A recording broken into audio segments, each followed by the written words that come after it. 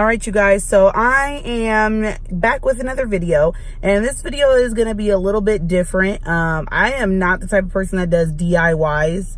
I just personally, it's just not my forte, but I'm going to do a DIY ring light video for you guys. I recently just looked up the video on YouTube and figured out how to do a ring light without spending $100 on one. Now, granted, there are great ones that you can find on Amazon. I'm just not willing to go purchase that one as of right now. So I am going to go ahead and do a DIY video for you guys making a ring light. We're going to see how it turns out. I'm here at Walmart and I'm going to bring you guys with me, of course. So here we go. Okay, so I found the first thing that we need, and we need the 18-inch one.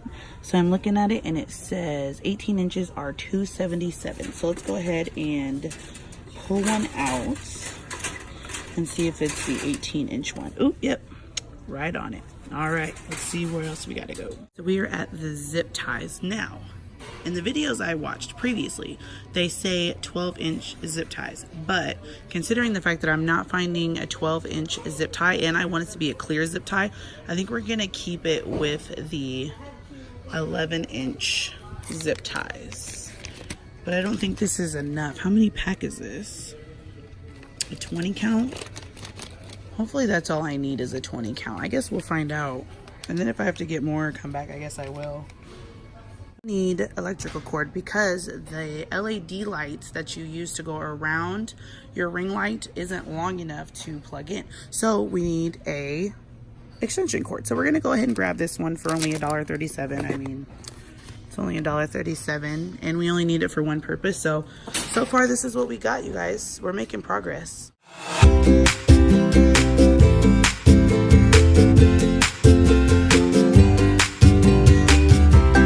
So I do need foil for the ring light.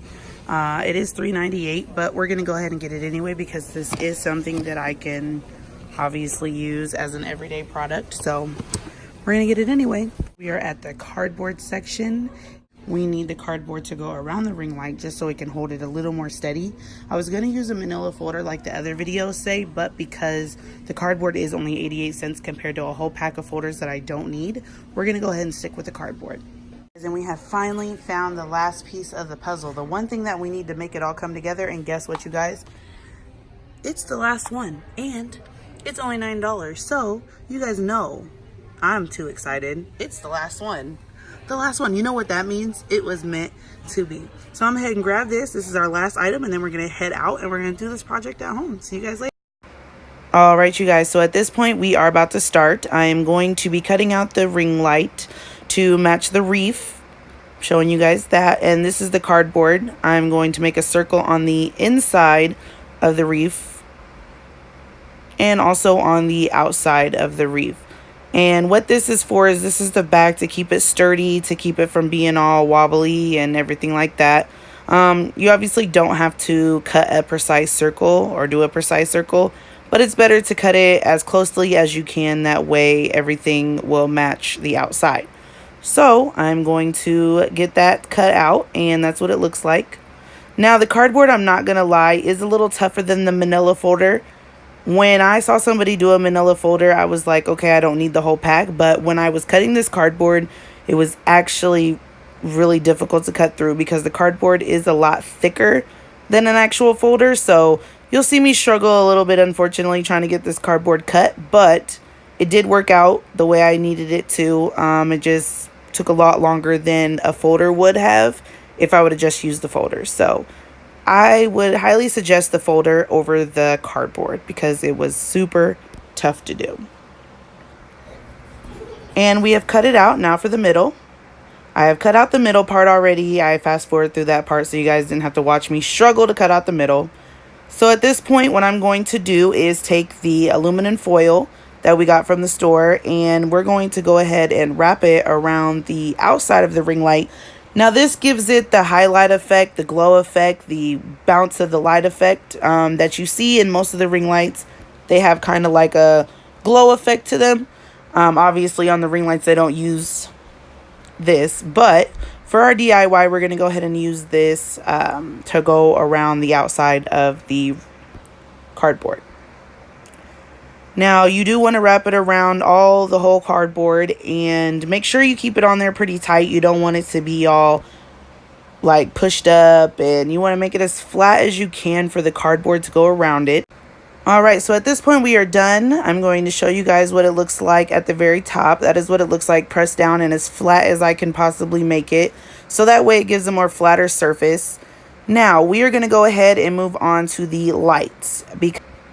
Okay, so at this point I am pushing the part that actually plugs into the socket on the outside of the ring light, facing the more flatter part of the wreath.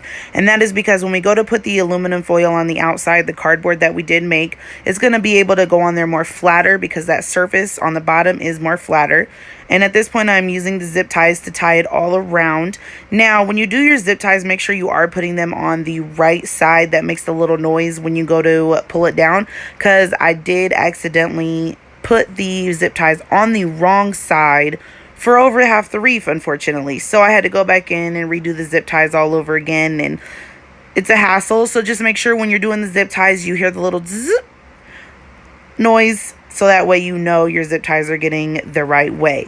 Now I am going to go ahead and put the zip ties all around. I didn't skip any. I didn't go every other little place in there because I did want my LED light to be more secure. So I did go ahead and put zip ties in multiple places so that way I knew it was secure.